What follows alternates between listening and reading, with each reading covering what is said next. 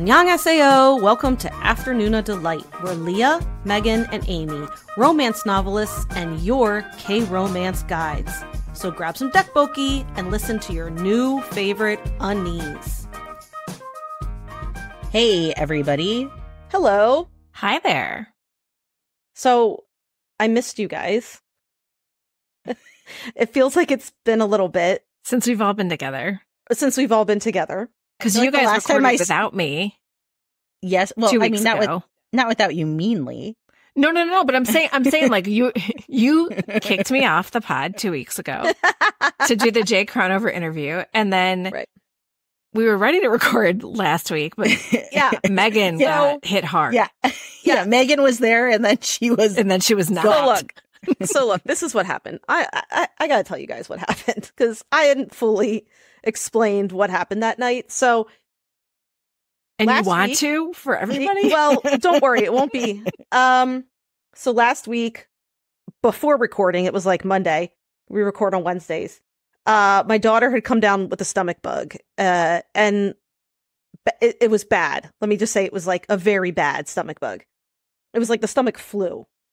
And I knew I was going to get it. Like, there's just no resisting. If you're the one, like, I was the one who was like up with her, cleaning and helping her. Like, there's just no, I don't care how many times you wash your hands, you're going to get it, you know?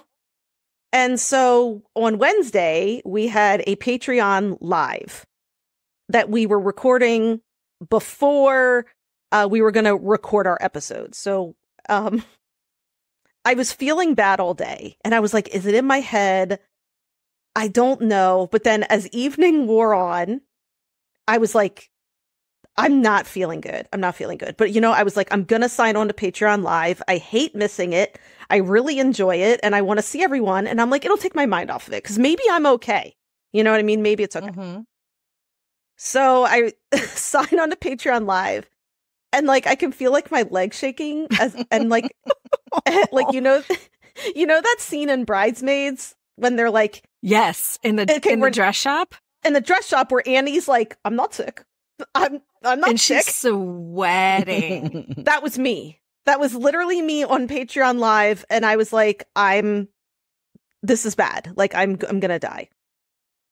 So I made it maybe 10 minutes, maybe. No, you did. I don't even think that you made it much after Leah. Like Leah got on, and then all of a sudden you were gone. We weren't even doing intros yet.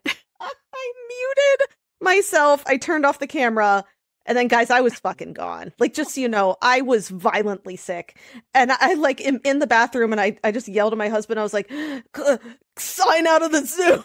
Like, I'm not coming back. It was like when I was a background character in Top Chef's Maui Wowie. Yes. And 1 minute I was there in the reality TV. The next minute I was passed out drunk behind the quick fire challenge station. That was me. It was. And so we were supposed to record this podcast, which we're talking about a shop for killers today. But obviously that didn't happen. But this is where I feel like this shit only happens to me. So again, I was violently ill, okay, for like 2 days. And I woke up kind of out of my like stomach flu fever dream because I definitely had a fever. Like it was like a full thing, okay? Mm-hmm. And like I had this like twinge in my back, like my upper back, like my shoulder. And I remember as I was being violently ill and hugging something, I remember like the force. Like, I remember feeling like, holy shit, my whole upper body, like, I fucked something up. You pulled a muscle. Well, so I was like, this will go away. Like, I'm a big person. Like, if my check engine light comes on, I'm convinced that if I just wait long enough, the car will fix itself. So I was like, I'm like, my light goes on and I immediately call a dealership. Yeah. That's the difference between you and me, Amy. So I am like, my body will fix itself. Like, I'm the type of person, I could like fracture my vertebrae and I'm paralyzed and I'll be like, it's fine. Like, just give it a little bit and I'll walk again. Like, it'll be fine. It'll be fine. So like, I'm totally like I'm delusional. Okay. When it comes to like most things. So it kind of like hurt over the weekend. And then, I would say about Monday, I'm like in crippling pain. Like, but I'm convinced I can fix myself. Like, I'm like, this will be fine. This will be fine. So I'm like rolling it out with a ball. I'm making Neil like use the Theragun on me. And I won't admit defeat. Like, I was like, I will not admit that this is something serious, even though my hand started going numb. What? It's like, I know. So it got to the point where like I couldn't sleep because I couldn't like sleep on my side. And I have this aversion to icy hot, which is also delusional because of a bad experience in high school. So I was like, I refuse to put on that, like anything that's like icy hot related. So like Bengay or anything. Do you have to be like held down? Yes. Like I'm an idiot. And so Neil is like, I'm telling you, you like, let me put, he has like this, like, it's called like biofreeze, but essentially that's it's the what same it thing. is. Yeah. Yeah. It's like and he even has like an overnight gel, and he's used it before on his like calf after he like runs or bikes. And then he wraps it in saran wrap. And because he's like, this is what you do. Like, this is what they do with it, whatever.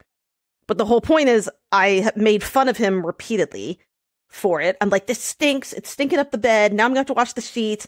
Your saran wrap is crinkling because I'm like a bitch. And so I like always bitch at him about his like saran wrapped leg, even though the poor guy is just like fixing his sore muscle. You slept in saran wrap pajamas, didn't you? So, is there a picture of this? Finally, I look at I really want to see a picture.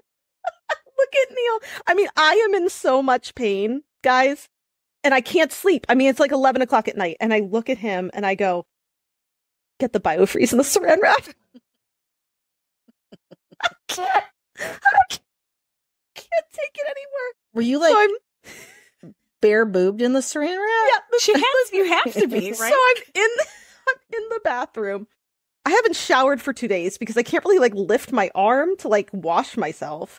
So I'm like dirty. My hair is everywhere. I got on like ratty pajama pants, and I'm like tits out, just like standing in the bathroom while Neil is wrapping me in saran wrap, like some sort of like kinky like harness. Yeah, like deli meat. And he has to like put it between my boobs. And all we hear is the crinkling of saran wrap while I'm standing there with my boobs out. Neil is crying, laughing. Like, he is tears streaming down his face because he's like, you are demoralized. Like, I said, I have never felt so low. Like, it was like my dignity was gone. You don't know what it's like to hit a low until you're standing topless in a bathroom with your husband wrapping you in saran wrap. And the whole bathroom smells like Bengay. It's like menthol. I hope you're enjoying your 40s, Megan. Oh my God. This is what it's like from here on out. Right? He's crying, and we hear it's like 11 o'clock at night. We hear my daughter like yell for room. She's like, be quiet, I'm trying to sleep. And Neil and I are just like, I mean, I can't laugh because it hurts, but I also like, I just remember looking at myself in the mirror thinking like, I've never been this low. This is like, I've hit rock bottom, allowing him to saran wrap me. And he thought it was the greatest We've been there thing ever. for when you flashed the pool. Yeah. We were there for your... Yeah. Oh, yeah, I did do that. We were there for the ferry ride that was a cruise. Right. But none or of when those... I almost shit myself on Mount Washington. That was a good one. About Washington, but this is the new low. Megan has officially hit her new Okay, low. but did it help? It really did help. And just, I'm seeing, I also caved, and I'm seeing someone, I see them tomorrow. Okay, like, good, because it sounds like you slipped a disc. Like, I'm not even kidding. Yeah, I'm still in debilitating with pain, the numbness. Like, it sounds like you popped something out of line.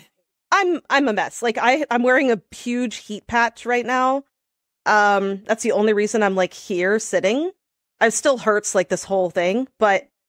And the worst part is I was actually telling Amy before you signed on tonight, Leah, that an old boyfriend, an ex boyfriend of mine from high school, reached out to me and was like, I'd love to talk. I want to talk about writing. Like, I've been considering writing. Would you meet with me? And I'm like, sure, because I love talking about writing. And I'm also like super curious what he wants to talk about.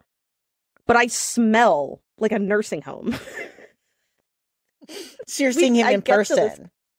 Yes. Wait, you already have done this? She did it this afternoon. So I get to the coffee shop and I literally, the first thing I say was, look, I smell like Ben Gay. Like you're gonna smell it. And that's the last thing I wanted to do. Wait, can I ask something? Can I ask something? You're seeing an old boyfriend. Not that you have to like get dressed up for him or whatever, but right. Hard pants or soft pants? Oh, I wore jeans, which is a big deal. Yeah, big deal. But it was funny because I'm sitting there like talking to him, and every once in a while, like I shift and like I smell it. Like, and I look at him and I go, I am really sorry because like I really do smell. Okay, but Ben Gay doesn't smell like a sewer. Like, well, no, but it has a very distinct smell. Yeah, like, but like it's fine. But I was like, I'm really sorry, and he just looked at me and goes, yeah, like I keep getting whiffs of it. I was like, oh God. But then you kept drawing attention to it by talking about it. Oh God, because it smelled. So anyway, just so you know, I'm going to see someone tomorrow. I have admitted defeat. My engine is not going to fix itself. I think I have like a pinched nerve somewhere I have, part of me is like, I don't want to have to tell this guy. Like, yeah, like he's like, well, how'd you hurt it? And I'm going to be like, vomiting. Throwing up and like vomiting. Did you tell that to your ex-boyfriend too? I did not. I was just like, oh, well, if anybody who's listening, what's his name? A tennis injury. Pickleball. I was in my pole dancing class. Oh God. So anyway, that's it. That's what's been going on with me. Well, thank you for that banter. I do need to preference that. So I'm in a different spot recording today, and I can tell by the halo of light above your head. Yeah, you look very backlit. And I have to adjust a little bit because my foot is asleep, and I thought I would just power through, but now I'm afraid that I'm going to cause actual like damage. No, so I'm gonna move just a little bit and hope I don't unplug myself. Oh my gosh! If not, okay, there. You do look like you're in witness protection, though. You do. Yeah, I'm on the floor, but now I've moved my leg and I'll have blood flow. No, please take care of yourself because this is awful. That's the theme for 2024. Yeah, this is bad. I called my mom just to like bitch, and then my mom's like, "Well, my hip hurts," and then we're just like bitching about. We're both getting old. Well, do you know what else hurts? Dying, getting shot a bunch of times. That's my segue. By a drone. Yeah, that really hurts. Drone and shooting, explosions. Yep. There's a lot of things that hurt in this. Getting your hand chopped off. Oh, that's my name tonight is No Hatchets. Like, oh, mine is, well, we'll get there. Well, anyway, thank you for listening, everyone. Wish me, by the time you're listening to this, I will hopefully, not be covered in saran wrap. I'm excited for you to be entering your 42nd year with a pinched nerve. Yeah, I know. That's underlaying all of this was Megan's birthday. Right. Oh yeah. I mean that's the thing. I was like, I just wanted to like have hibachi for my birthday, and I did, but it definitely wasn't as joyous. It didn't go down as smooth. Hard to leap and catch that shrimp in your mouth when you've got a numb arm. I did though. I did still catch. The guy had great aim, so I still was able to. Did you get a choo-choo or a volcano? He did a volcano. It was good. What does that even mean? Just really quickly. A fire volcano? I've never been to hibachi. With the onions? Yeah. Okay. I love hibachi. I really do. Those guys work hard and they're so good at what they do. Like, so good. They're so good. Do you know who else is good at what they do? Assassins. I'm trying to segue us into the... Great segue. The reason. So, yeah. A Shop for Killers is an 8-episode 2024 action noir drama that aired on Disney Plus, I guess, and Hulu in the US and is based on a Korean novel called The Killer's Shopping Mall by Kang Ji-young. A Shop for Killers stars Dong Wook and Kim Hye-Jun along with a large cast. The premise is this. When a girl's parents are killed, she's raised by her mysterious uncle. When he turns up dead, a series of events kick off that reveal she didn't know much about her uncle at all. So, as always, we'll begin the podcast with a non-spoiler section. It's not a super big non-spoiler section because, look, it's only 8 episodes. And let me tell you, this drama hits you fast with a lot of stuff. It's very rapid. Basically, this is a very bingeable drama. It's not episodic, really, in any way. No, I mean, the story just keeps going. Yeah. So, did you have any expectations of A Shop for Killers? And, why did you decide to watch it? So, like many of the dramas I've been watching lately, it's because of you, Megan. Mm-hmm. I'm a good influence. And I want to start by saying that the one thing that cracks me up about this is that a listener had mentioned to Leah on social media that I was watching this drama, and Leah's immediate reaction was, I do not think this is true. Like Amy would never. I did. I gave false information. And the truth is that I am not good with violence. Like, I cover my eyes as soon as guns or knives or fists enter the scene, but I do love action. So you can see my predicament. And I have watched all the John Wick movies with my son, who always tells me when it is safe to take the throw off my head again. And so Megan started this drama and said, Amy, it is total John Wick, except most of the violence is off camera. So you can totally do this. And she was right until episode 7 and 8. But I forgive her. I am sorry. Because when I told you this, I hadn't gotten to 7 and 8 No, yet. I mean, they weren't even out yet. Yeah, because we watched it live. Yeah. Or for the most, I think did. I started watching this, yeah. And then I caught up, yeah. Yeah, and look, I love Dong Wook. I mean, I love him. I love the roles he takes. I love how he's just such a chameleon actor. And I love action.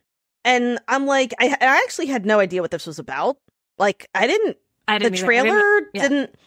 I feel like the trailer didn't make sense to me, or I didn't see a trailer, and I was just like, whatever, I'll watch it, Dong Wook and action, and I like it. And then I started watching it, and again, it felt very John Wick, and by that I mean, things are, it's clean in regards to the action. The action feels very choreographed to me. I guess that's the way I would put it, and part of it is because I had recently watched The Worst of Evil, and that drama, the action was so messy. And I'm not saying that as a criticism, because I think that was the point. Also, they were just gang members. They weren't trained killers. But it was very bloody and messy. Just messy. And so A Shop for Killers felt really cool in contrast to that. Watching it is, I love a good choreographed fight scene. It's always going to get me. Just because I think that's crazy talent and stuff.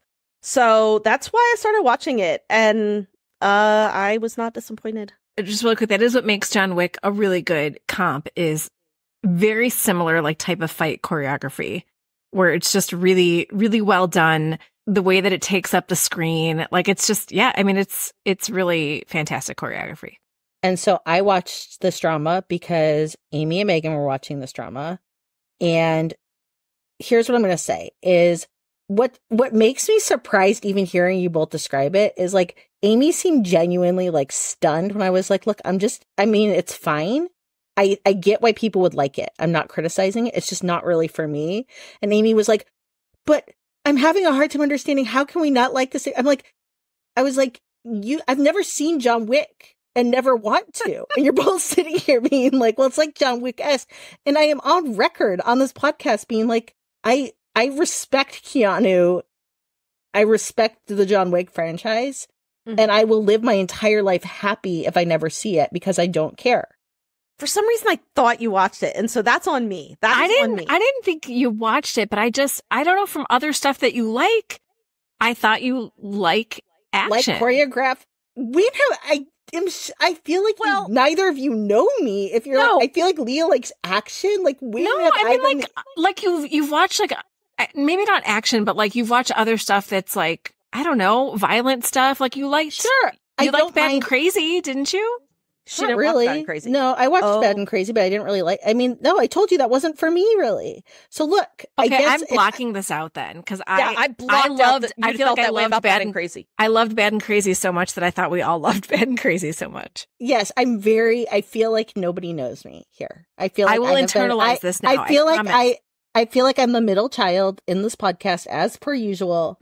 And no one pays attention to my likes or dislikes, which is slice of life dramas. You totally are. You totally are the middle child. I'm so sorry. You really are. And I feel bad. And do I like violence? I wouldn't say I like violence. I just don't mind I don't have a problem with violence in dramas or in any content. Like, I've watched Game of Thrones, but I wouldn't say I was watching Game of Thrones for the choreograph. Well, no, I'm not saying you're watching it for the violence. No. I'm saying I'm not watching it for the choreograph. While I appreciate the work and artistry that goes into a choreographed fight scene, it leaves me cold in terms of delight or not. It's just not for me. I'm just kind of it's I fun, totally whatever. get that. And I do get that. And I guess I thought that there was enough. I thought there was enough character backstory that would draw you in. And that's cool that it didn't. But I honestly, it's not that I was I think Amy I didn't dislike both... it though. So that's the thing is I didn't dislike it. I'm just very neutral on it. It's just not your thing. True. Yeah. And I think Amy and I did pretty, we kind of liked it a good amount. And so you were you being meh doesn't mean thumbs down. You're a middle thumb. After the first episode, I texted Megan. I'm like, that was a baller first episode. I love her flipping over the couch and finding the gun and oh my God, amazing. I watched the first episode and I was like, I'm fucked for the next 7 episodes. And here's why. But here's the thing. Again, let me just reiterate. That is not me saying that this is not a good drama or a good story. But if you are not an action girly or guy, you're probably not going to you're not going to want to, thank you. You're not going to run to want to watch this. Lee Dong-wook though is always just chef's kiss. Oh, we'll get there because correct. But Leah, I promise I will internalize now that this is not for you. That's fine. I'll continue to be the middle child who watches me sing and all the other dramas that no one else gives a shit about. And that's fine. I'll just be over here. No, we are. Nobody recognizes my accent. They think I'm everyone else. The listeners are like, is Leah even here? We just know Megan's voice. We just think you're her. Not true. I'm just going to be fine. I'm just going to mute. Oh my God. No, we love you. We want you here. And we want you to watch dramas that you love too. Okay, so if you ran a secret shopping mall in your basement, what would you sell? Lip stuff. I love that. Lip balm, lip gloss, lip oil. My daughter and I'll even say her more than me, and I told her about this question and she was delighted by it. We have a bit of a problem when it comes to buying lip products, both tinted, non-tinted, lip masks to sleep in. We're pretty obsessed with both Tarte and e.l.f., a little bit of NYX. And my recent obsession is About Face, which is Halsey's company.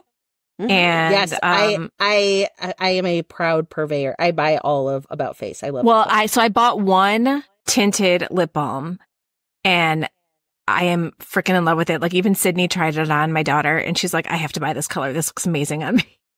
And so she ordered her own. And then what she didn't know when she was at her dad's last week, I just did a big haul. I went back to About Face and I'm like, I would like this and this and this and this.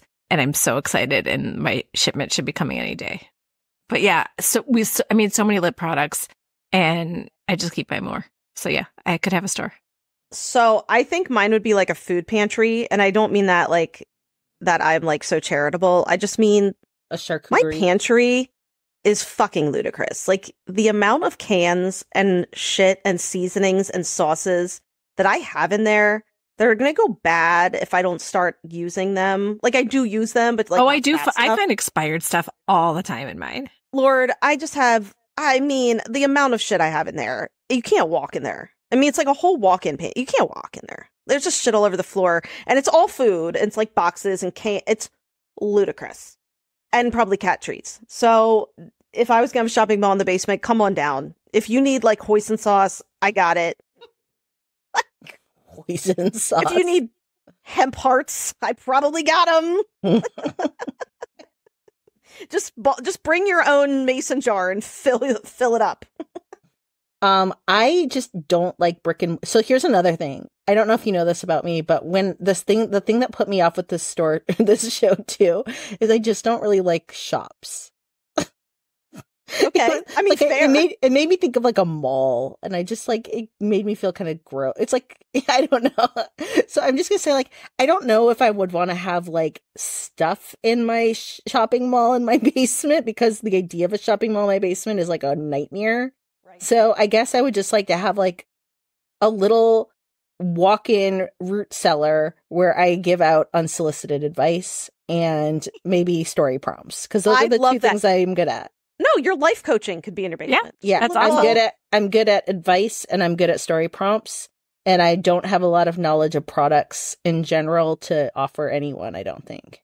See, you'd be like, you pick a ingredient off the shelf, I'd be like, I know what you can put that in. Like, I would be able to tell people, like in my shopping mall of random pantry items, I'd be like, I got a recipe for that. It's like, you need like 10 other ingredients, but you can use that. Well, I think that's very well-rounded. Yeah. All of us. I like the non-tangible. Are you trying to compliment me because I'm the sad, put upon, forgotten middle child? We know that you're a fragile flower tonight, so we're just going to keep... Right. We're going to keep boosting you, honey. This isn't going to work for me. I'm like my daughter. She doesn't like random compliments either, and she's a middle child. Aw. All right, let's talk about some violence, because, Yeah, well, hold on. We got to talk about Lee Dong Wook first. Oh, sorry. No, it's okay. Well, I mean, Lee Dong Wook stars as Jeong Jin-Man, a former military man turned mercenary turned shopping mall owner for killers. So what did we think of his portrayal of Jeong Jin-Man? What's your all-time favorite Lee Dong Wook role? Yes, I'm asking that. I feel like I want to just point out really quick for people who maybe haven't watched the drama that, like, he doesn't have a mall. Like, he has like shelves. He has like weapons. Shelves of weapons. Yeah, it's weapons. It's not by any chance like you're not parking next to the old Sears and going in. No, he doesn't own a Value City. Oh my gosh. So I mean, I love him, like everything I've seen him in, and I mean, which has been like Goblin, Tail the Nine-Tailed, and Bad and Crazy, because I didn't do Strangers from Hell, and I haven't done what's the rom-com? Touch Your Heart. Yeah, I didn't do Touch Your Heart. Yeah, so I skipped the Cannibal Dentist version, and I will always be skipping that version of him. But world-weary, long-haired, scarred mercenary with a heart of gold, and always another trick up his sleeve. Like, I think this might be my favorite Lee Dong Wook. Are you for serious? I am for serious. Yeah. Okay. I loved him. Like, I didn't know what to expect. When I realized like what kind of character we were getting, I was like, oh, okay, he's gonna be kind of, this like road weary, like very stiff, kind of, stiff upper lip type of guy. But Lee Dong Wook always brings something to roles that just makes him stand out. Like, I think there could have been another actor in this role who just would have played it a lot more flat. And Lee Dong Wook just has a way of, in like, even putting charm into like this type of the character. And I couldn't get enough of him in this role. Like, I truly loved it. And this was hard for me, because I would say, like, I loved Bad and Crazy, his role in Bad and Crazy, but I didn't like his character isn't who you love in that. Because, like, it's Kay who kind of steals the show in Bad and Crazy. Yeah. And so, so I think I would say that Lee Dong Wook as Hye-Jun from Tail the Nine-Tailed, still my favorite role of his. I don't think much is going to top him, but believe it or not, this is like a close second. That's how much I loved him in this role. I really did. Shaken by this. Yeah, but you know what? That's fine. So, okay.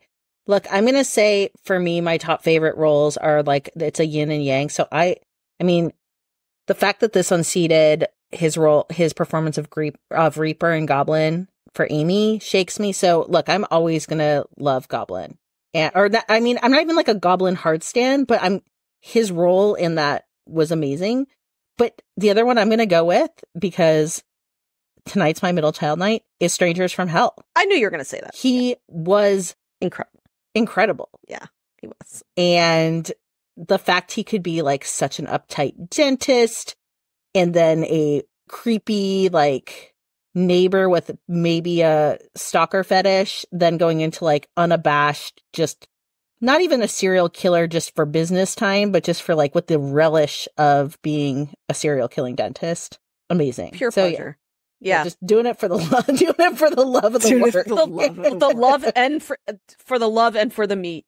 Yeah, and the meat. Oh, yeah. Yeah. And this is not by any means like take away my love of Reaper. I always loved Reaper. This was just a really fun. I just really loved seeing him like this, and it just it stuck with me. He just and he's so pretty, and yet he really is. And I'm not the type of person. I don't really want to give cookies for like an attractive man playing like an unattractive person. I don't want to do that. It feels like sometimes Lee Dong-Wook goes out of his way, like, not to play. Like, this is like, or not to play like pretty people. I don't know. There's like just when something... he's devouring purple-colored human meat. Yeah, there's just he's just willing to be like, fuck it. I'm just gonna choose a role that's like, you know, whatever. And I just loved him in it. Okay. So we often get asked to rate violence levels of drama for people who are sensitive to violence. And like, look, I'm always willing to test drive dramas for you on violence levels. So if you ever need a tester, hit me up. I'm Megan, in case, you know, we should just in case. And if I'm talking and I'm Leah, I'm Megan too, probably. So what did you think about the violence in this drama? I mean, I kind of already mentioned it, and Megan was accurate when she first like got me to sign on for this drama. And it is because in the first half, in the top half of this drama, we are seeing the story unfold from Ji-An's perspective, starting from when she's like a little kid, like 10 years old.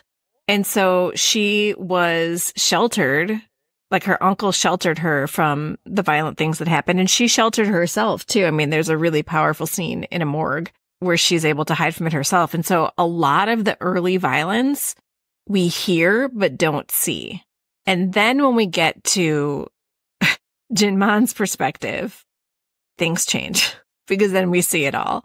And there's a hatchet and there is a very murderous mercenary named Bale. And I would say it goes from being like PG-13 type violence in the beginning to full on R violence at the end.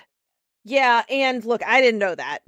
I didn't, and admittedly, I was, as soon as I watched 7 and 8, I thought, oh shit, this just took a turn, like, just very violent. But I would say, if you're squeamish to violence, I wouldn't let that deter you, though, because for the most part, that's only at the end. And you know when to, like, look away. Yeah, you're very aware of when to look away. And I really liked the way it was, the implied violence and kind of getting things from Ji-An's perspective. And a lot of times, like, she's sheltered, but she hears what's going on. And like, she's a little kid, so like, she doesn't know what those sounds mean, but you know, we're freaking adults and we know what those sounds mean. And I personally just love the creativity of that's how they were telling the story. But yeah, same as Amy. Even toward the violence, some of the violence towards the end, I was like, ugh. But oops. Although, you know, there was when the axe came out at the end, I was like clapping. I was like, yep, we need this. Yeah, and for the record, if you've seen like Death's Game or Gyeong-sung Creature, I mean, I'm just naming ones that I've seen like very recently at the beginning of this year. They're way more violent than this. I don't have much more to add. Yeah, I mean, like a head gets chopped off, a hand gets chopped off, you know, stuff happens. Yeah. I mean, when there's even a scene where like something happens to like 3 women and like, you know what happens, but none of it's shown. Yeah, you don't see it. The aftermath isn't shown. It's, you know. And I feel like what you're saying for the people who do want to look away, I think it's not like you said, the choreography means that it's not chaotic violence in the sense that like, yes, there's just like a mess or jump scare type stuff. Like you kind of, yeah, it doesn't sneak up on you. Yeah. You know, if you want to look away, it's very easy to look away. Yeah. Like the worst of evil, like I said, was just such messy violence. And it was just so bloody.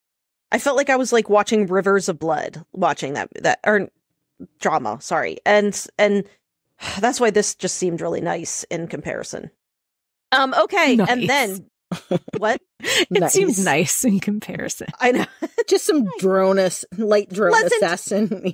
Some light drone shooting. Some light assassin work. Okay, and then comps for a shop for killers.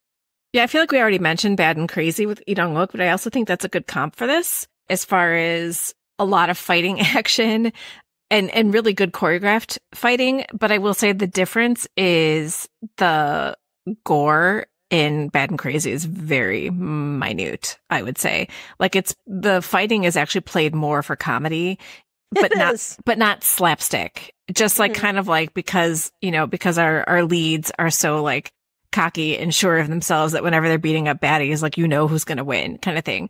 Whereas in a shop for killers, you're like, everyone may end up dead at the end here. You don't know. So yeah.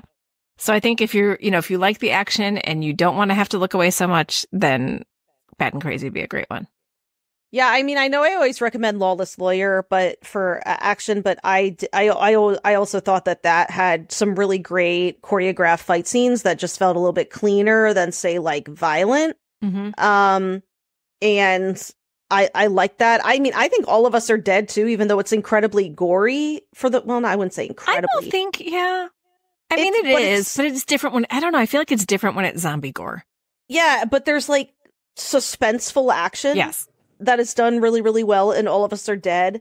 That remind me of the action in A Shop for Killers. Because yeah, it's like you feel like your heart is in your throat a little bit. You're not just like waiting for the fight to end in A Shop for Killers. Like the fighting is the drama, like which we'll kind of get to how they tell this story. But that literally is the drama. It is. But All of Us Are Dead is still probably in my top 5, and I feel like A Shop for Killers for me is overall forgettable. So I would say that, like, to me, like, the hero journey is less compelling for me in A Shop for Killers, probably. And I think that's fair. I'd say it's more, and this isn't meant to be, like, I would say it hits, like, when you watch, like, sometimes people will talk about like different types of commercial fiction and like try to denigrate it. I feel like you go into this with like your expectation of like, I'm going into this for like a John Wick type action. You're going to leave very like you get what you were promised. And so I guess my quibble would be that like, I don't feel like to me, All of Us Are Dead feels like a John Wick story. No. So that's probably why I'm going like with that. For sure. Fair. Yeah, and I agree with you because Shop for Killers isn't going to go down as like one of my top dramas, although I liked it a lot. Like it still is. It's one of my favorites for sure, but it's not going to like knock off I Am Not a Robot. I mean, hello. Nothing. I'd say like my loosest comp, I'd say that I enjoyed this comp much more is My Name. Just in the sense of kind of like gritty underworld kind of stuff. I think I was just more interested in the character. Like, I know it's bad, but what's funny is like when we started Shop for Killers, I wrote and I'm like, is this going to be like the guy with the young girl sidekick? And they're like, yeah. I'm like, that's like my least favorite. So yeah, I didn't know like that. So I think that's like my bias, whereas like, because I'm like, okay, My Name is not that. And My Name is like a revenge.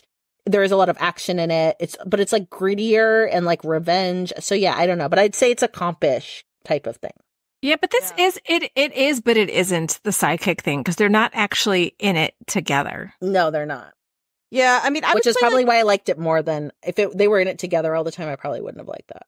If you like A Shop for Killers, one thing I would actually recommend is Ballerina, the movie. I can't say Mask Girl is a comp for A Shop for Killers because Mask Girl was kind of like fucked up psychologically on a lot of levels. So I might like Mask Girl then. Yeah, I mean, it's kind of a mindfuck, and it's like there's a lot of losers, like a lot of like. Yeah, I tend to I like that kind of stuff. I feel like because when it comes to horror too, like I don't like slasher horror, but I like psychological freakish. So like Exorcist is fine for me, but I probably wouldn't want to see like Human Centipede. Oh yeah, you might like Mask Girl. Mask Girl was so interesting. It's very interesting. Whereas Ballerina is like a straight up 2-hour revenge movie with a lot of action. So, right. Well, we're here for our favorite part of every episode, which is our K-pop rec of the week. And Megan, what do you have for us this week? So, I am going to recommend Killin' It by P1 Harmony. So, I really love P1 Harmony, and I feel like I don't think I've recommended them on this podcast before. I don't know. I can't remember. It's been a lot, okay? We have like close to 300 episodes or something. But I really like Killin It. I think it's close to 200. It's 2. Oh, it is? We were like 194 today. Oh, okay. Thank you for correcting me. But P1 Harmony lately has been coming out with like really fun songs. This kind of reminds me a little bit of Blitzer's Macarena, just that it's like fun. And I always like songs where they're just like confident. They're like, yeah, we're killing it, you know, and it has a lot of slang in it. And I like it. It's a lot of fun. I like the choreography. It's no fight choreography, but yeah. Okay, well, here's my question I have for you. Is I had P1 Harmony tickets in my Ticketmaster queue 2 nights ago. And then I was like, do I want to go see them? Yeah. So I think right now I'm leaning towards probably yes, but I'm trying to get IU tickets tomorrow, and I have no idea how much they're going to go for. Okay. So I think I'm going to wait and see what IU tickets do. And then if I don't like break the bank on that, then I might circle back for some P1 Harmony, because I do think that they're fun. They're a lot of fun. I would 100% go and see them in concert. I think they have really good charisma among the group members. 2 of them speak very good English. Well, Kehoe is from Canada. Yeah. Which I always think helps them when they're like putting on a concert, obviously in a predominantly English-speaking country. And I would 100% go and see them. I have heard that their concerts are a lot of fun as well. They have a really good, I want to say bibliography, and that's not right because that's books. Discography? Thank you! They have a really good discography. I was like, songography? Rockage. Anyway, so check out Killin It by P1 Harmony. If you enjoy our podcast, you have our patrons to thank, at least in part. Afternoona Delight Patreon allows us to keep creating content for y'all to enjoy. Thank you so much to everyone who is supporting us there. And not to brag, but our Patreon community is pretty awesome. And you can join at a tier that feels good to you. Gain access to fun perks like K-drama posts, monthly Patreon-only bonus podcasts, and even a live K-drama support group on Zoom. Because we know firsthand what it's like to have no one to talk to about those crazy plot twists, amazing characters, and all those feelings. And look, no one should have to walk that walk alone. So learn more by visiting afternoonadelight.com. That's www.afternoonadelight.com. And hey, while you're on the website, you can check out Afternoona Delight podcast merch, find links to book recommendations, bop along to our K-pop recs, glow up your skin with K-merch recs, find all of our social media, and a link to our email so you can send us recommendations or feedback. And hey, while you're at it, why don't you pop over to Spotify or Apple Podcasts and leave us a 5-star review? It really helps with our discoverability. Kamsahamnida. All right. Well, we are moving to the spoiler section. If you have not seen the groundbreaking seminal drama that is A Shot for Killers, then you may want to pull over and binge watch 8 episodes of Lee Dong-wook in one of his finest roles, according to Megan and Amy. You're just being mean now. I am not. I'm not. I'm just recycling what we've said. I'm recapping the drama. And if you have seen I sense condescension. You know what? That's just my middle child accent. So if you haven't seen it, stop and watch it, or get spoiled if you're not really that. If you're not a John Wick fan, keep going. And if you've seen it, welcome. We are now talking spoilers. So here's a little bit more about the plot. Kim Hye-Jun plays Jeong Ji-An, who, after her uncle's sudden death, realizes that she is now the next owner of her weapons shopping mall, which again, not a mall. It's just a big ass mall. I think I would like it better if like they went, you just went and it was definitely just like cold. It's just a warehouse. It's a warehouse. Yeah, it's a warehouse with weapons. All right, but it's in a basement with a fancy elevator and a password. And people have to order. They have to order online, and they have to have a special code. And there's bracelets involved. Yeah. Okay, and so there are a lot of people from her uncle's life who either want to protect her and the mall, the warehouse of weapons, or they want to kill her to gain control of that massive stock of weapons. Add in a former enemy of her uncle who is out for revenge. And Ji-An's got a lot going on. So, A Shop for Killers has an interesting way of storytelling. the present action. So if you're looking at like the timeline of like when the drama is taking place is really over only like 1 to 2 days. If you know what I mean. But we get a whole lot of backstory and a whole lot of information through flashbacks, as well as repeated scenes told from different points of view. So we mentioned earlier that we got a lot of scenes where the violence was implied from Ji-An's perspective as a baby. So, or as a kid, I'm sorry. Baby. I would love if it was a baby. Her infant, we get like her infant flashbacks. Infant. I don't know why I said baby. Anyway. So there's one pivotal scene where she is running from, she knows it's an enemy who wants to do her harm, and she's in a hospital, and she is running away, and she finds the morgue. She doesn't really know what it is, I don't think, but she sees these like big drawers, and she opens up one, and she realizes that the body in the case is her mother. So she crawls inside, curls up next to her dead mother. Murdered mother. And shuts the door. So she's in there, and she knows that an enemy is in the morgue. She can hear him, and she's in there, with her mother's body, and all we hear basically are gunshots, some grunts, some crashing. So we know something happened, and then the thing opens, and her uncle Jin-Man takes her out, and he covers her eyes so she can't see like the aftermath of what he did. And later in the drama, then we get the same scene from his point of view. And then we know what led up to that point. We know how he found her. We know what he did. We know more about what it meant.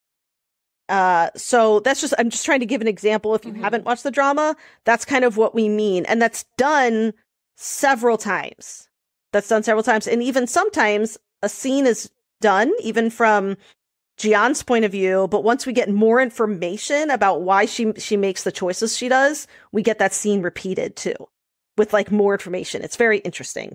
So basically, yeah, let's chat about it. Did you like the style of storytelling? Yeah, I feel like this is a K-drama trope that we've seen before, but not like this way. Like it brought me back to like our first drama, which is Crash Landing on You, where you get to see, like, you feel like you're being told, Yoon Suri's story in the first episode. And then after the credits of the final scene, then we flash back to when she's hanging in the tree in the remnants of her parachute, of her paraglider, and Captain Reese sees her from a distance, and he's cracking up at her, like, kind of like being stuck in the tree and talking to herself and trying to find, connect with somebody on the radio, not knowing where she was. And so then immediately that he's attracted to her, where the whole episode he has seemed like he's going to turn her in, he's severely annoyed with her, whatever. And that was something that, we learned going on is kind of a K-drama trope. But in this instance, I thought it was done, not that I haven't liked it before, because I love it. I love this plot device, but I think it was done really well here, where we're in, like, from Ji-An's perspective when she's a baby. When she's 10, y'all, when the kid stuff happens. Ignore me. From Ji-An's perspective, you feel like you have enough of the story to move forward. And then I think it just gets richer when we see it from Jin-Man's perspective, because especially like when you're like, he left a 10-year-old alone after he got the call saying that his brother and sister-in-law were murdered. So it's like, what could be going on that he would leave her alone and be like, don't answer the door for anyone except my friend, and he'll know the secret code and whatever, and to risk that. And so to be able to go back and see all that was happening while she was running from the baddies and like outsmarting them. Yeah, I love it. Her little bare feet, like patting her little bare feet. I really like this device, and I think it was done well here. I don't think it was gratuitous. Like, I don't think it was used to fill time to go back and like retell the story, because I think we got more story when we saw it from the other perspective. Yeah. And go ahead. Sorry. Oh no, it's okay. I don't forget I'm here. She did. She did. That's why she just went and talked again. No, please proceed. Well, so I was going to say that it is a common device, but for some reason in this drama, it just struck me more. Like maybe it felt more integral to the story. Cause like sometimes I think like while I like the crash landing on you scene, I didn't necessarily like need it in a way. Like, right. I didn't need that tell added. Much new. Yeah. Whereas in A Shot for Killers, like you needed that additional perspective pretty much every time. And they told different people's perspective because, they told Honda's perspective. Poor Honda. We love Honda. Honda was Jeong Jin-Man's friend, and he was the one who came to help Ji-An when after her parents were killed, and Jin-Man had to run away. So he was really cute. He was adorable. You missed He Got Some Love in our Patreon live when you had to peace out really quickly last week. Well, I'm glad because he was very good. Yeah. Even in a very short role where he had no dialogue because he couldn't speak. And so the fact that he was that beloved makes me very happy. Mm-hmm. I will say too, like this is off topic of storytelling, but just the like varied cast of characters in this, like I sort of never knew who they were going to introduce and like what kind of quirks they would have. They were like all so varied. You know what I mean? Anything to add, Leah? I would just say that when I think about it from like a fiction perspective, this is in no way a comp, but I was going to give Amy a little bone here was, one of Amy's favorite books that she recommended to me also does like a fun kind of like back and forth. So it's different because it's not like looking at the exact same scene through two different eyes, but I like when you just kind of play with timelines and stuff. And so while it's not at all a great comp, I'm just trying to be positive right now. And I'm thinking of on the Jellicoe Road and how we have kind of like, it's another narrative where the narrative is, it's not linear, but it serves the story really well. Yeah. And so while it does something kind of different than what happens here, where you get like point A, you get like the young child's perspective than his overall perspective, you're kind of dealing in like more generational. Generational timeline, but it is fun. I like when things do mix up the timelines. Yeah. I want to reread that book. It's been like a decade since I read it. That's such a good really good. So there are a lot of characters in this drama, and we as viewers are never quite sure who to trust. So did that like bother you while watching, or do you like that? Like, do you like being like, oh God, I don't know who to trust? Because that makes me giddy.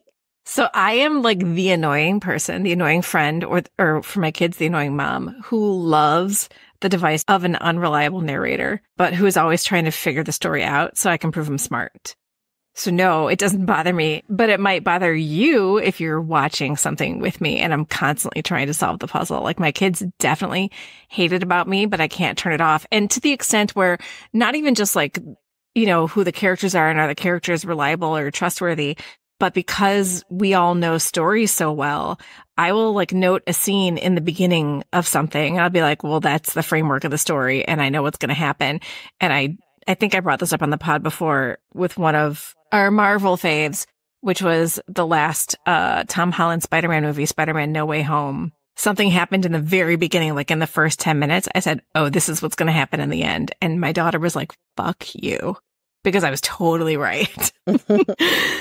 And yeah, I mean, I love figuring out stories. I do. And I'm not always right. Like I will be the first to say I'm not always right, but I can't not voice my thoughts. And I did that with you, Megan. Like I was messaging you and I'd be like, I don't trust this guy. I know, right? So I'm not dumb, but I don't know if I love to figure out stories to the extent that Amy does. Like I was thinking about, like I just watched Dune 2 this weekend and I loved it. It's like one of my most favorite movies now. But I don't think I was ever like trying to figure it out. You know, like I wasn't like, what, you know, like I didn't feel like there was like motivations that were confused to me. I just kind of like to watch good characters put into situations and just kind of like unpack that. Right. That's why like A Time Called You, like there's like things like where I'm like, I don't want to be confused. I don't want to puzzle. I want to like just like go deep with characters I like and like watch their stories. Yeah. I mean, this fits because like if you look at like your favorite dramas compared to like mine, like that fits. You're like, give me a Misang where I just like, I know a character's motivation and I'm following them through like a journey rather than like, and they're learning lessons that may be surprising, but I'm not like what's the puzzle that is at the heart of it. Like, I mean, I don't always dislike that, but generally I'm not that. Like, I like Knives Out, and I like not knowing what was happening in Knives Out. So it's not like always the case. And I like the menu and kind of not knowing, you know. So I don't always have to know the exact story, but I just don't think like, I'm not usually trying to like figure out, like, I don't think that at the beginning of the show, I'm like, this happened, so this happened. Like, I'm not looking to like do that probably. Wait, I'm not looking for it, but if it's there, I'll do it and I'll enjoy it. Like, I don't seek it out. Like, I don't watch dramas or, you know, movies or whatever because of that.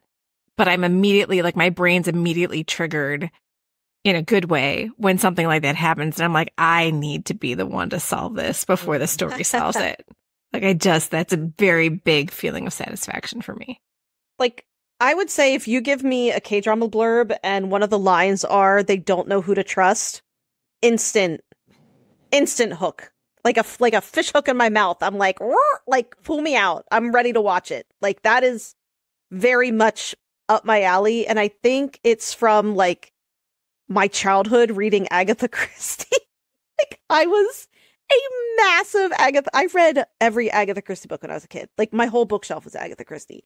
And I just feel like K-dramas do that kind of like... See, I was Sweet Valley High and Babysitter's Club. Just give me those characters and just put them through. Put Elizabeth and Jessica and their perfect size 16s through all the drama. And I went from like Sweet Valley High to like John Grisham. Oh, and then I went to VC all the court case because, stuff. Yeah, like if you had thrown in like some, you know, uncle niece, right, like, you know, romance in this, like, sure, we would have been in a different conversation. I know. And I'm not trying to say like, I'm so highbrow. Listen, well, I don't know if Agatha Christie's highbrow. Like, I'm not. It's just that is what I liked as a kid. And I really think that that's like the holdover. You know what I mean? Like, what's the one where they're on the train, or the one where it's like, and then there was none, or what is, you know, all of those. Anyway. So I really enjoyed this because I never, especially like this drama has a cold open, and the open is basically like you are, or maybe you call it a hot open, but I mean, you are in it. You're in it. You get no lead up. And actually the drama opens so stark into what is happening that I thought I missed an episode. I thought Me too. I did too. I thought... Right? I thought my Hulu like started episode 2, because you're literally you're thrown all of a sudden into a house that like the windows are blown out. There's clearly been explosions. One woman is bleeding. There's like a young woman, Ji-An, like crying on the kitchen floor.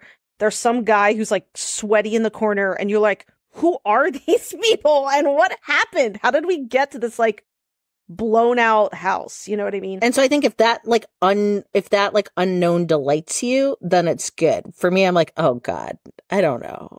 Oh, I get it. Okay. See, it delighted me. And so that's actually a good, you know what? Yeah. If you like being like thrust into a situation in a drama and like, yeah, you're like figuring it out. Cause honestly, like you don't actually know, like it takes a long time for you to figure out how they got to that point, to be honest. Yeah, like 4 episodes, maybe 3 episodes. Yeah. And I will say, this is my one, like, serious annoyance. So there is a character named Bae Jong-min.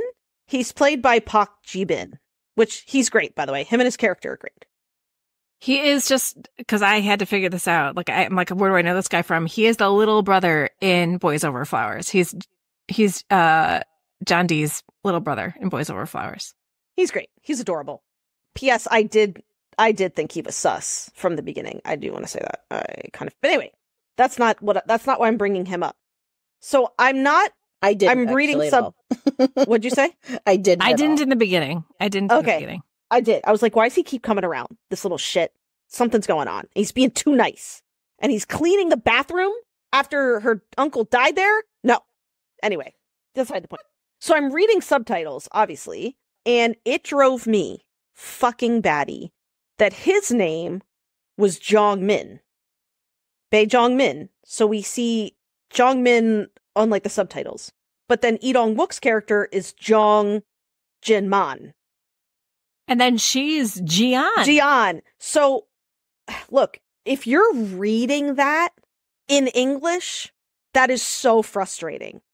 There are so many times where I was like, who's talking about, like, are we talking about Jeong-min, the, like, kid, or are we talking about Jeong Jin-Man, like, Lee Dong-wook? Like, I was so baffled by that. Like, one of my biggest things is if I'm writing a book, okay, I never call the hero and heroine, like, I don't start their first names, or I don't start their names with the same first letter. Like, I would never write Jane and Jim, like, as my editors call me out when I do that, because I will unwittingly do that. And like, you've got too many B words, or, you know, or C names or whatever, stuff like that. Yeah. It drives me crazy because when you're reading, it like throws you off. So, and this isn't, I mean, I hesitate a little bit to say this only because it's really only an English language subtitle problem. Okay. So it's not even like I'm mad at anyone. I just need to say that it drove me fucking crazy because I really had a hard time sometimes with all the J names, and then the fact that Jeong-min and Jeong Jin-Man, and they use like their full names, you know? So anyway, that's the only thing. It was driving me crazy. I had a hard time with that. So if you haven't watched it and you're listening to me now, just be aware. Okay, so Lee Dong-wook is always a treat to talk about, but we need to also shout out the badass women from this drama. Kim Hye-Jun as Ji-An and Gum Hana as Min-hae. What did you like most about their characters? Were you happy we got Min-hae's backstory? Look, I always like strong female characters. I don't know why, I just wasn't... They were badass, yes. Mm-hmm. But I guess I didn't really just like feel that much about them. It's okay. So, you know, I mean, they were good enough. Like, I mean, like, they were good enough. It's okay. Would you say they're about as forgettable as a middle child? Yeah, maybe as forgettable as me on apparently a good night. I like the red lipstick. Oh, man, yeah, she was so cool. I just think she was like, yeah, she was cool. I guess I'm trying to just figure out, like, make it interesting to listen to. What was it that, like, made me just feel slightly disconnected? And I don't have a great answer. I just, you know, what was the show where you're like, I just wasn't feeling it. Like, I wasn't mad at them. I wasn't like, oh, this is bad. I'm like annoyed. I would just kind of be like, it was okay. Yeah, it's okay. These are the strong women. Okay. Yeah. Yeah, I feel like if you're not into what they're doing, which is protecting the compound, then it's going to be hard to connect to them. Yeah, if you don't like care about that, then it is. And that's okay. Again, so I just want to say I really liked Ji-An. I mean, I'm not saying like I related to her, because I did not relate to her, but I really liked her. She didn't feel just like a flat, in Min-hae too. Min-hae, they didn't feel just like flat women who, a lot of times, especially if like men write action stuff like this, the women can just be like, oh, they're badass because they can fight. And I didn't feel that way, kind of with either of them. I thought Ji-An's, like, the things she learned from her uncle, like, I like that whole metaphor of they're sitting and they're watching, you know, a lion and hyena fight on TV, and Lee Dong-wook tells her, like, you know, the strong don't make a sound. And then, so in her mind, they kind of had that, like, CGI hyena all the time, and that was, like, the embodiment of, like, her fear. And every time she saw it, she was like, I'm not going to make a sound. And I liked that whole metaphor for her. And then about how she, in the end, got revenge for her parents. Mm-hmm. I really liked Min-hae. I liked how me too. She starts out as like, we don't know her, we don't trust her, we don't know why she's there. You think she's there to kill Ji-An, when really it's the guy who's already in the house who wants to kill Ji-An.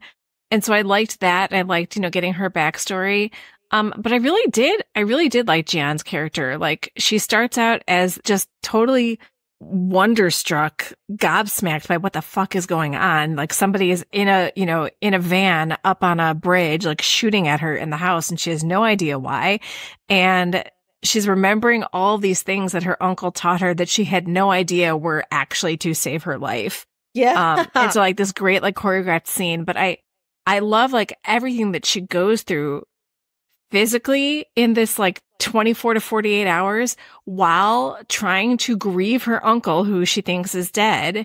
And then at the end, having to make the decision of where her life goes from there, because, you know, he leaves her explicit direction saying like, look, if you decide to become the owner of the shop for killers, everybody who, you know, is at this like, you know, color level has vowed to protect you in the shop.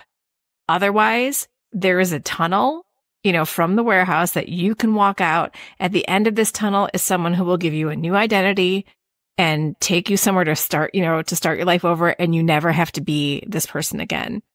And so I really liked that, you know, she thought she was just this like orphan college student who was, you know, going to try and make her way in the world, and finds out that everything that has happened, you know, since she was 10 years old is not what she thinks it is. And now she has to decide, is she going to continue in this life now that she has sort of like gone through this, you know, trial by fire kind of thing? I mean, she chopped a man's head off. Yeah. She went through like major trauma. Yeah. So what do you do now? You know, and this kind of like in it, but like, I don't know. I again, because I'm that annoying person who has to know everything when I'm watching something, I'm like, why does her face look familiar? Where do I know Kim Hye-Jun from? Because she is the sister in Rain or Shine. She is the doctor. She is Junho's doctor's Lee Junho's character. Yeah, Gangdu's sister in Rain or Shine, who she had this very, I mean, she was good in Rain or Shine, but it was this very sort of laced up kind of character. Mm-hmm. And I love that she was a total chameleon, and I had no idea what the hell I knew her from. And so, yeah, I really liked her a lot. I liked the character of Ji-An. I liked the sort of huge sort of like mental and physical growth, exertion, whatever you want to call it, that she had to go through in this short amount of time, and now has a decision to make, which we don't know what that decision is because it ends on a freaking cliffy. So, I mean, it ends, but it also we'll get there. Yeah, I know. But I and like Min-Hae better be around for season 2. That's all I gotta say. Heck yeah. Okay, we have talked about this, but look, well, Leah might not, but like I have a favorite action scene, so why don't we all shout out? I'll go, share yours. Yeah, I'll go first. I mean, me or you? Sorry. No, I'll go first. Okay. I'm always gonna like. It's just this is like candy to me to watch some of the action scenes like this. Okay, I'm gonna name 2. Sorry, and I'm there. It's not any that you said, Amy. It's the one where so he has this house. Jeong Jin-Man has this house, basically like booby trapped, and like I love that shit. Okay, it felt like Inspector Gadget. It's like everywhere in that house is like some weapon stash. It's like bulletproof. It's so freaking cool. And there's this like wall that raises and lowers that like separates like the back of the house. It's like the whole house is a panic room. Yeah, the whole house is a panic room. And I love the scene where there's like a whole like group of gunmen coming in to take out Ji-An and Min-Hae and you know some of the other characters. And at one point Min-Hae lowers the wall just enough, and there's like, you know, at that point there was like gas to like, or smoke to obscure vision, and she does this like forward leap out and like rolls into the room and immediately just starts like taking people out with like her legs around their it was so freaking cool. But my absolute favorite was when Jin-Man is on the way to his mom's funeral, and this is when he like knows shit's bad. Like he knows the enemy's back. He knows his brother and his sister are in trouble, which they are. They're like already dead, but he doesn't know that yet. And he's in his car, and he gets stopped in like a tunnel, and a truck pulls up behind him, and like a million gunmen get out and just like light up his car. Okay. And it's like, it's very classic scene. Like, you know, the gunfire finally stops, and they're like, maybe, you know, did we get him? And then the back hatch of the car like slowly opens, and there's fucking Lee Dong Wook with a machine gun. I know it sounds crazy now that I'm saying it out loud, right? But he's got like a machine gun, and he just like takes care of all of them. And it's so cool when that hatch goes up, and it's just Lee Dong Wook, like his like, you know, his, I don't know, eye in the scope, and you just know he's about to, you know, just take people out. And I love it. I loved it so much. You know what I loved about that scene is when you see it the first time, you just know that like they hit his car and like he's stuck. Then it leaves that scene for a while. Yeah, you don't know what happens for like 3 episodes. Yeah. And I'm like, well, where was he this whole time? Like he looks like he's knocked out cold, like in the car. Yeah. And you know he survived that. You know that. Right. Because that was 10 years ago or whatever. Yeah. Yeah. Yeah. So that was awesome. So my favorite scene, it's actually a Min-Hae scene.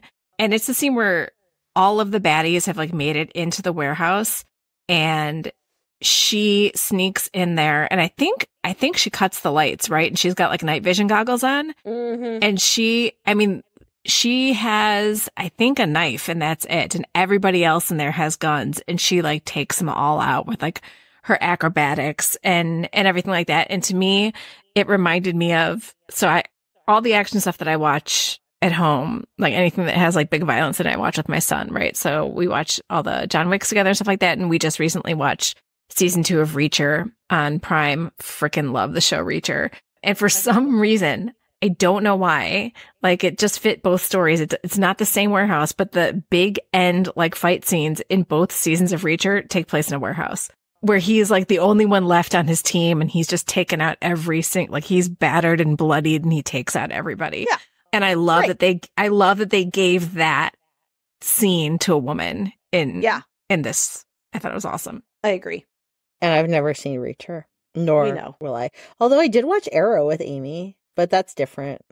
Right. I thought you did. Yeah, but that feels different. It's a CW action. Yeah, it's CW. CW, like there's like rich romance happening on the side. I was there for Team Felicity.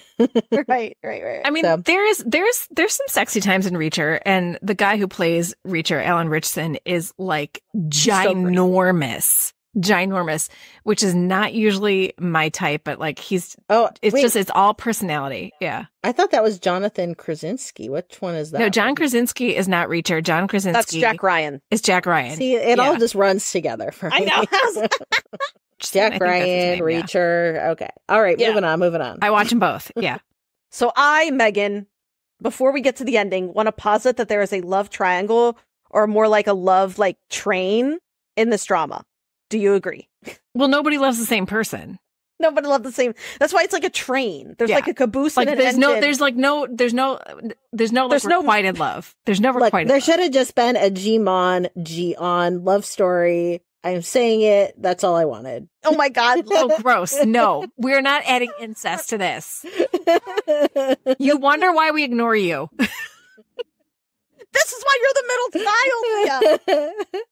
I think we find out it's like an uncle by, it didn't have to be straight. Could have been like an uncle by proxy.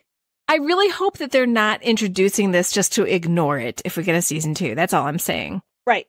Because clearly, what's it? Passon? He's like the guy who, he's like friends with Jin-Man. He was a mercenary with them and he taught both of the women how to fight. He clearly loves Min-Hae because he was like pretty docile a little bit, despite his like skills, until they hurt Min-Hae, and then he went apeshit.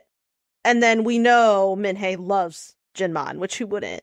I mean, right? Hello, yeah. It could also be like a kind of protector kind of crush that she has on him. I think it is, but she loves him. Maybe it's not a romantic love, but she loves him. Okay, and I guess let's talk about the ending. Season 2 has not been announced. There is no word about it.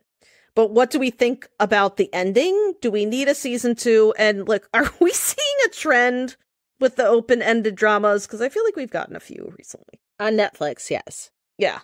I think it's a Netflix thing. And this was Prime, right? Oh, sorry. Oh, this no. Is, This plus Hulu. Oh my gosh. I can't even keep track because all the stations have it now. Yeah, I think that's why I was annoyed. Because I also had to like go dig out Hulu again and be like... Okay, so here's an example of me being the annoying person with like story structure, right? Mm-hmm. So I'm a writer and I need to figure this all out. I messaged Megan about halfway through the drama after we got the flashback where Jin-Man took Ji-An to the woods and pretended to be injured. So she had to figure out how to get them rescued. And I said, this is foreshadowing. He's not really dead. He's just making her decide who she wants to be. Is she going to be the shop owner or is she going to, walk out the secret exit, get a new identity and start a new life?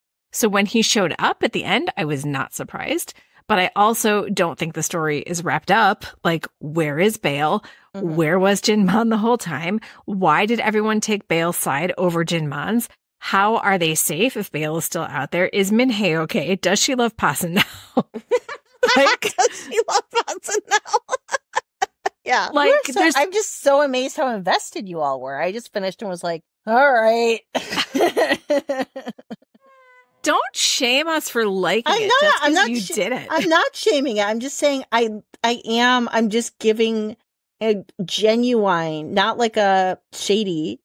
Like, I finished and was just like, okay, clickbaity ending. Here we go. I don't I mean, like, I wasn't surprised about him being alive. Me either. Like, I think that was very well foreshadowed, but I feel like there's a huge hunk still missing. Like, the main villain who everybody's like following the orders of Bail and like, you know, going to kill, you know, Jin-Man and Ji-An, like, he just disappears like after 5 episodes, 5 or 6 episodes. Like, where is he in the end? That's the biggest reason I think it's going to continue. Yeah. Because if he'd come back, it would have been like maybe the quirky foreshadow, but it's the fact that there's like this huge.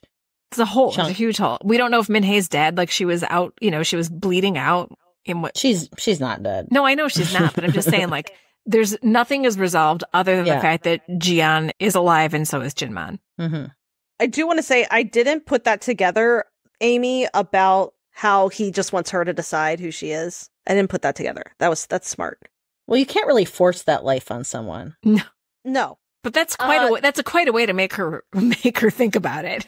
I mean, Jesus. But if you're also going to booby trap your entire house and just live that way, you probably like to, you know, take the complicated route and everything. Yeah. So I do think Jin-Man, I do think he was obviously off doing something, clearly. Right, because he was like beat to shit when he got back. Yeah, so I wonder if he was taking care of Bail. But like, we don't know that.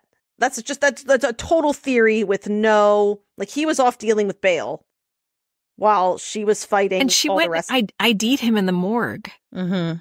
Like, I know, who was that? And she stuck her hand in his neck hole. Yeah, like, who was that?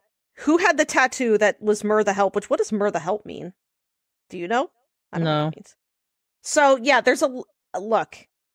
It's not done. And if you're going to tell me, like, oh my God, he did a face-off. What we're going to have is a frickin' face-off. Like, so you're thinking that wasn't him, whereas I'm thinking he, like, did something to, like, slow down his heart and, like, fake being dead. No, I think it's a face-off. Oh, no, I think it's like a fake I didn't body even think somehow. of that. Yeah, because I think you'll see that you'll see that tattue later. It's like a Stranger Things situation, like, where they just made a Jin-Man. He's just stuffed with, like, pillow stuffing. Or they just took somebody's face and I don't know. They did like plastic surgery on some guy to make him look post-mortem plastic surgery. Yeah, they went to a shop for killer plastics, like, you know, like a shop for killers plastic surgery down the road. But like, he would have had to produce this body super fast. Well, like, yeah, because he's got contingency plans for contingency plans. So right, he's so like, where was he hiding this like fake body? It doesn't. No, but then also Jeong-Min found him dead in the bathtub. I don't think it's minutes after he was supposed to. Here's the thing. I don't think it's not a fake body. It's in the morgue. So if you need a body and you need a body fast, where are you going to find a body? Maybe the morgue. I don't know. It looks exactly like the person. No, because you've got to do a face off. But Mirth Help was like, that was a clue. Yeah, I don't know, Amy. I just know that he had like a 3D printer in his pocket and he made his face and he stuck it on someone else. I don't know why. I'll lay awake. So help me if like they peel like Mission Impossible mask. I know, if they peel a Mission Impossible mask off of somebody in the morgue, I'm going to lose it. That's going to be what it is. And then that's going to be Bail. That's what it's going to be. I mean, I don't know. All I'm saying is he walked into the bathroom. He walked into the bathroom. And then Jeong-Min found him like 5 minutes later. So like, what? I don't know, man. I don't know. I need to know. And so like, don't leave us hanging. Like, come on. Don't make a drama like this and then be like, well, I don't know if there's season 2. Like, stop doing that. You got to stop doing that. People, Korea, whatever. You got to. We came to K-dramas because you don't do this. Yeah. Hello. You're missing like literally the whole point of what you've been doing. Just keep doing what you're doing. You know? Or make it a full 16 episode season. Yeah. Don't fuck with please us. Don't actually. God, no. That was like the best part of it. I was like, thank God we're at 8. Megan and I will do season 2 alone. I mean, I was halfway through 8, and again, it's like story structure. I'm like, this isn't finishing. There's no way. No. Like, I knew right away, and then I started to get mad, but at least I like knew, at least I had a little bit of time while I'm watching episode 8 to come, but I feel like there were some people who literally, they were hit with the end and they were like, what the fuck? So I don't know. I don't know what Jin-Man was doing, but he was off doing something, getting beaten. I don't think he was kidnapped. So what is going on? No, because how can he be kidnapped and fake his own death? Yeah, so there was some big planning going on here. Yeah. Okay, and anything else to add? I just want to give a shout out to Brother. We didn't talk about Brother. Oh, I love Brother. Like, Brother was so great. Yeah.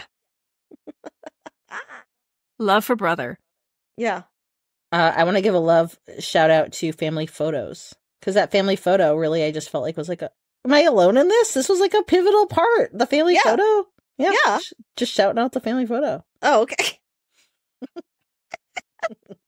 Look, I'm trying to find something to be positive. You're like, I just really like that they posed for a photo. Way to go. I mean, they brought it back time and time again. I don't know. Way to go, life portraits or whatever. Shout out to that. Shout out to Life Touch. Shout out to Life Touch. Shout out to the hyena. Shout out to JCPenney's for the family portraits. Yep. Shout out to Honda's hand. And the bracelet. I was also like, this just feels like a bad deal that like you're in the shop for killers, like whatever, and like you don't know this little girl and your whole thing now is that she's to be protected at all costs. I'd be like, I have questions. Like, she doesn't even know she's in the, like, I don't know. I was just like, I have this questions. Loyalty. I have questions on blind loyalty. Yeah. God, the little girl actress was really good. Shout out to and also her. the bullying. Like, are the bullies really like, your parents killed themselves and died? That's hilarious. I'm like, I don't feel like that's like what kids. I mean, now we're gonna lock you in a room. I feel people don't know like how kids behave. I'm like, I don't think that's like the joy of kid bullying. I don't know, because like bullying is such a trope in these dramas. I feel like it's got to be, but like I get that bullying happens. Like, I'm not denying that it happens, but like you're saying, Leah, do people really bully for things so way out of your control? Like, like why are we bullying? Like the way your parents died? Your dad murdered your mom and then killed himself, or who knows? Like, it was something and like now that. Now you have selective mutism. Ha ha. Yeah, like my friend said her daughter was like bullied because she had a fake Stanley. That's what I expect that's what I expect. Correct. That people, not that should be done. I'm just saying, like, that's the type of bullying that like I think of when I think of bullying. I don't think of like, oh my God, your parents are dead. It's weird. Yeah. So that to me just felt a little over the top. Like, that's. Oh, totally.